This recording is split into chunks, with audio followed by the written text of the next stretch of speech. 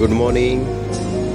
এটা হচ্ছে কান্ডলা পোর্ট। আমরা কান্ডলা পোর্টেই দাঁড়িয়ে আছি, তার জন্য আজকে সকালে একদম কান্ডলা পোর্টের ছবিটা দেখাচ্ছি।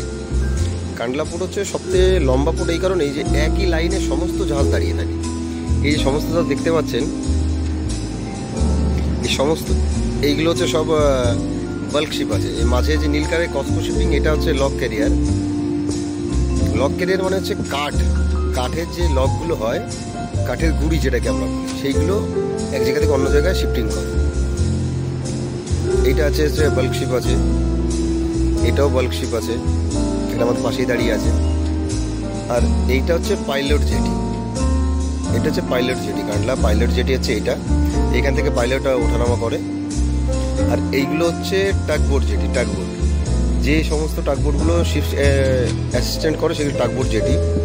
আর এই যে সামনে যে দেখতে পাচ্ছেন অনেক অনেক কিছু দাঁড়িয়ে আছে, অনেক, এগুলো জাহাজ না, এগুলো বার্জ, এগুলো সব বার্জ দাঁড়িয়ে আছে। আর তার সামনেই হচ্ছে একটু দূরেই দেখতে পাচ্ছেন, ওটা হচ্ছে ট্যাঙ্কার জেটি।